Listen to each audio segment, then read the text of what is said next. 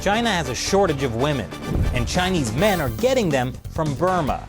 As the West retreats, China is rising, and that has some serious consequences for the Burmese people.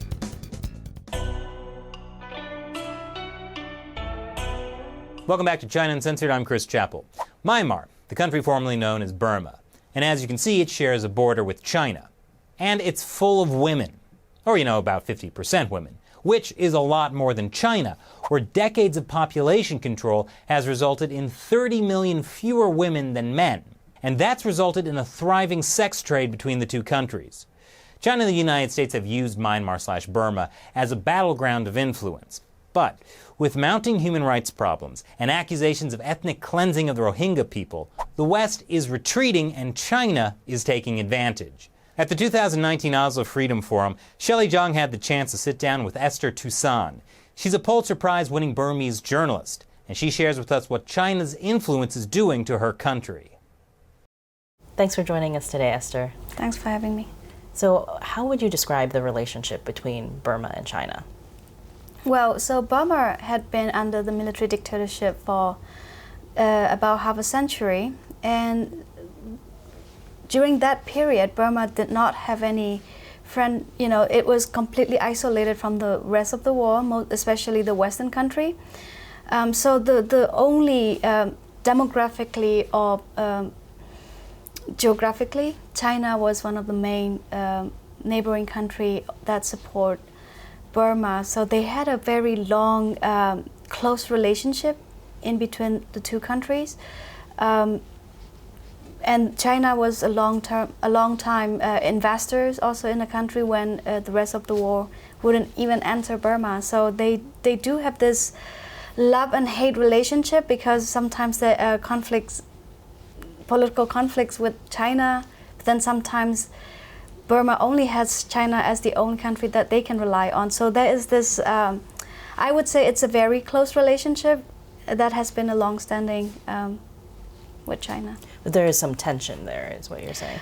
Yeah, so sometimes, when China, there were times that Burma felt like China was bullying them because they had no other country to rely on. So then there's some tension coming up, and then it will ease again when China had a better investment plans inside Burma. So it's just this kind of on and off love and hate relationship. So one of the things that might be a little bit of a source of tension is human trafficking in Burma, right? The one-child policy in China has left a lot of extra men who can't get wives, and that's led to some sex trafficking of women from Southeast Asia. Is this something that's affecting Burmese women too? Absolutely. There are just over the years, there are hundreds of thousands of women who have been trafficked from inside Burma and then sold as brides in China. And it has become a very lucrative illicit trade, cross-border, not only just Burma, but also other Southeast Asian nations that border with China. So the biggest problem is that China initiated this one-child policy a long time ago, and to balance out their male and female population, it's going to take a long time, because they did it for so long that they had imbalance women. There's something like 30 million more Chinese men. Exactly. So they need more women for those men to get married, because they don't have enough women. So what happened is mostly Southeast Asian countries, particularly the more poor area that is bordering China, like Burma, for example, northern and northeast Burma, many of women along this border have been trafficked for many times. For example, I did a few investigative stories about women who had been affected by Burma's internal conflict, and then they were fleeing closer to China border and ended up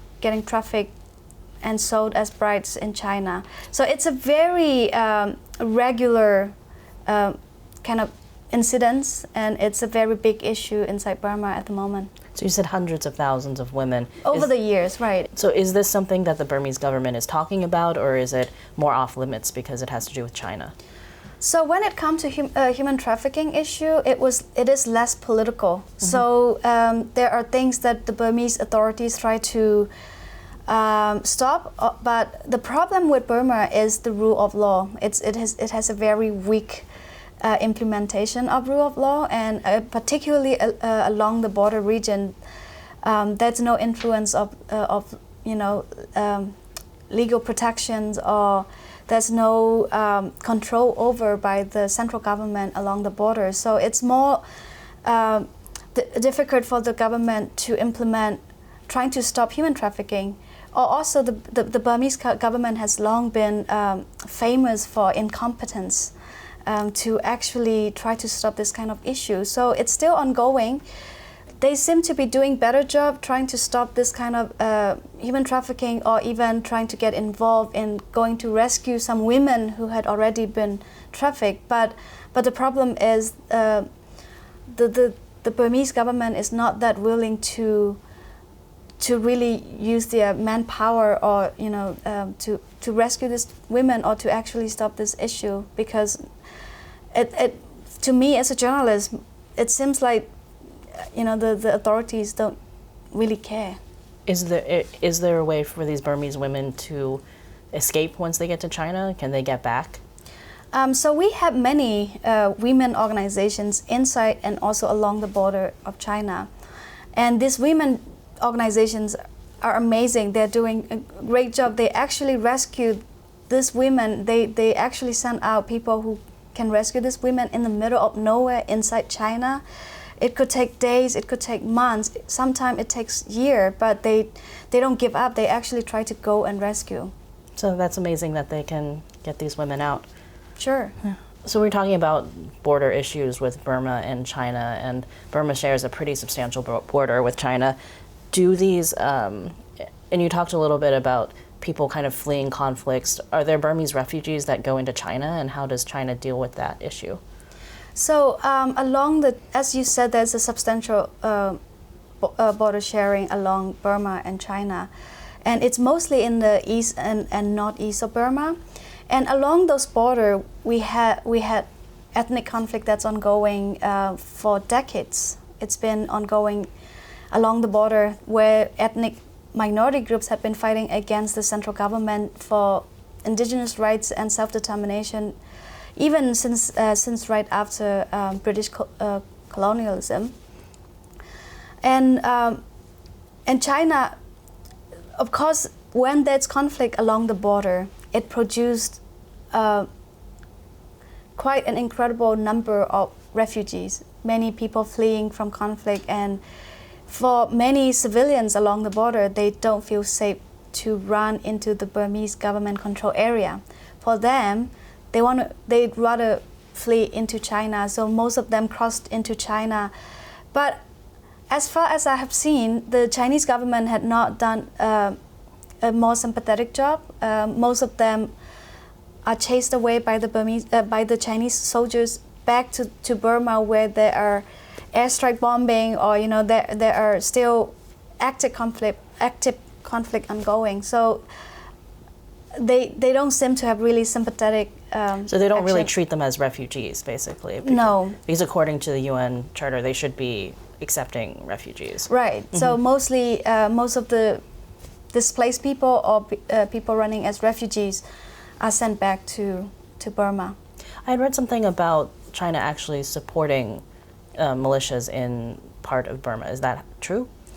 Yeah, China has a very big influence, not only just one ethnic group, but quite a lot of different ethnic groups, mostly along their border. So yeah, definitely they have a big influence, and they have support for some of those ethnic armed groups.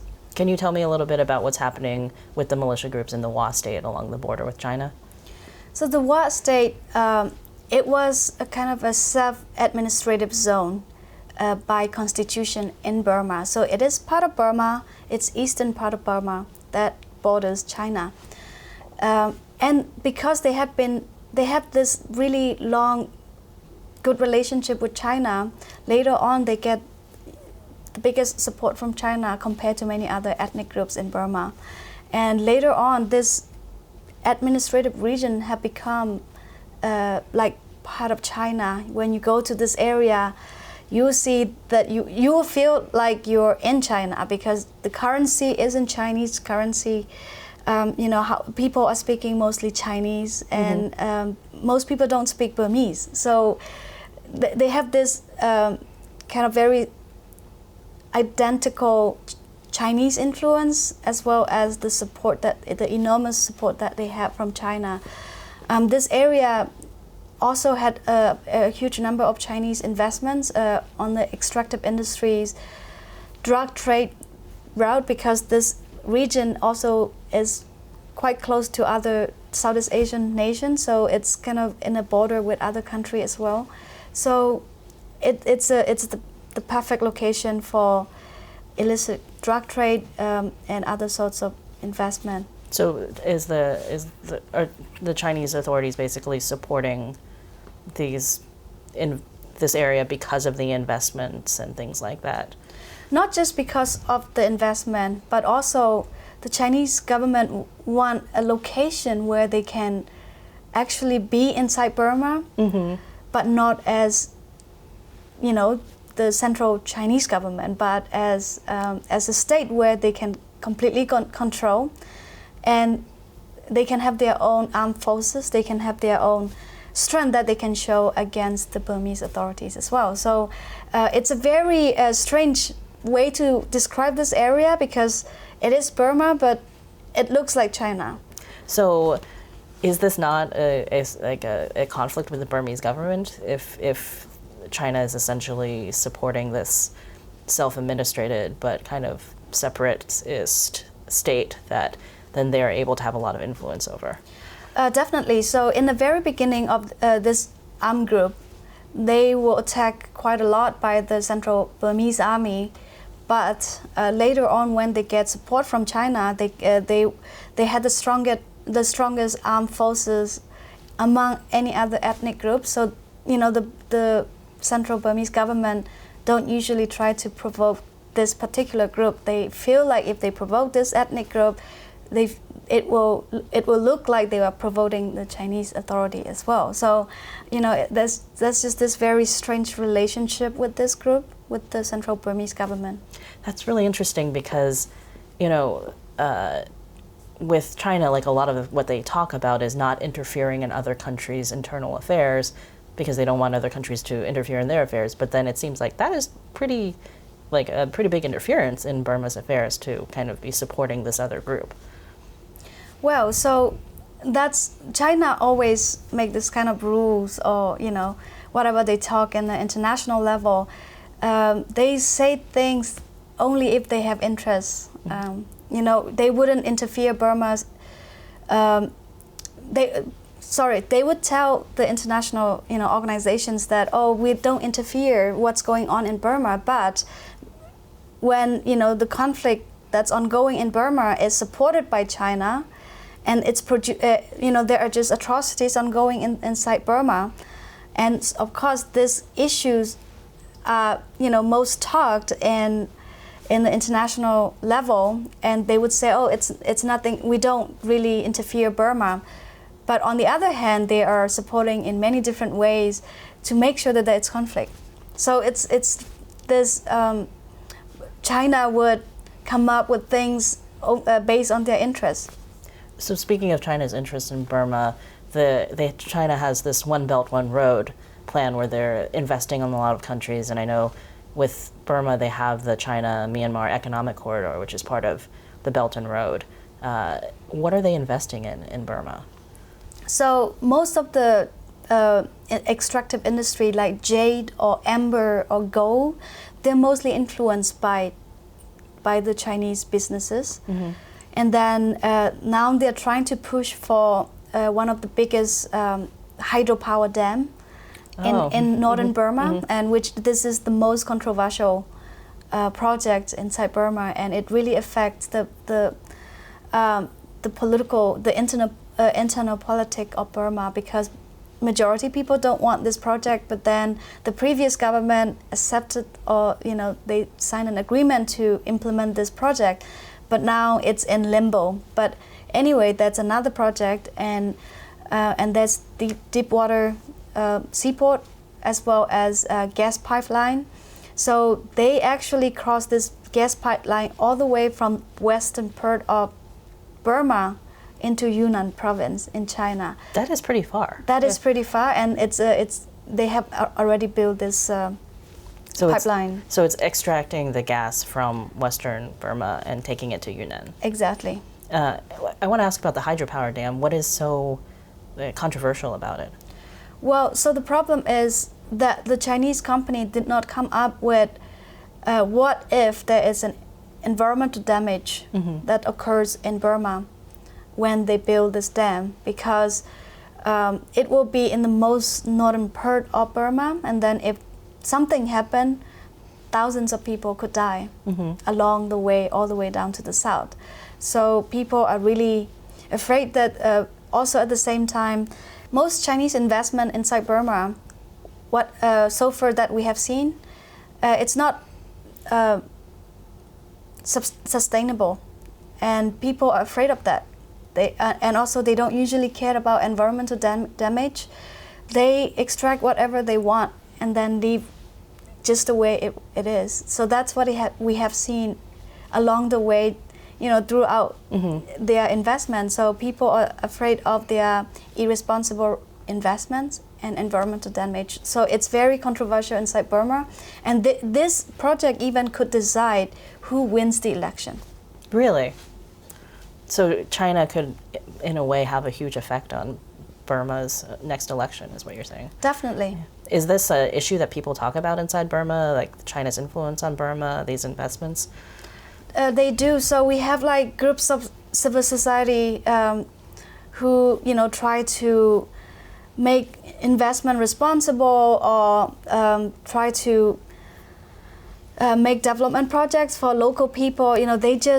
They just want the government to make sure that the Chinese investments are responsible and also that benefits local people as well. But mostly it doesn't. So people are really angry about most Chinese investments. So how does the Burmese government react to these civil groups saying, we need to make sure these investments are sustainable? Well, the problem is they don't care. For them, it is more important to have a better relationship with China than listening to civil society groups. And probably the money is pretty important too. Definitely, particularly during the military government, money is the main thing. They had never used whatever they earned or the revenue from the country just for their. It all went to their pocket. It was never really spent for the good of the people for a long time. So it's a habit. It doesn't go away overnight, but it still is ongoing. So let's talk about one of the things that was really in the news with Burma lately, the Rohingya issue. And a lot of other countries had criticized the Burmese government's treatment of the Rohingyas. But what was China's stance on that? Well, as a long-term friend and a neighbor, they, of course, always support the Burmese military or the Burmese government. Well, when you look at China is not the best example of respecting human rights. So, of course, for them, when a bunch of people get killed or when nearly 1 million people fled to another country, yet they don't want to criticize the Burmese government because they don't want to be friended with the government. So they always protect the Burmese government at the United Nations or at any other level. So it's very awkward that one of these very powerful countries would just support really ugly atrocities. So do you think that's giving, China's support is giving Burma the ability to kind of push back against other countries? Absolutely, particularly the West. The other problem with China is the reason why they're protecting Burma is because they don't want Burma to lean onto the Western countries. For example, Burma opened up a little bit more from military dictatorships in 2012. They opened the door to the West, so we started having Western countries coming into the country, into Burma, And China did not like that at all. So for them, they want to keep Burma for themselves as much as possible. So by protecting the Burmese authorities who committed gruesome atrocities against minorities in the country, for them, they know that Burma will be on their side when they protect them on the international level, when the whole world is criticizing Burma. So, yeah. So they're back to being Burma's biggest friend then. Exactly. Thank you so much, Esther, for talking to us. Thank you.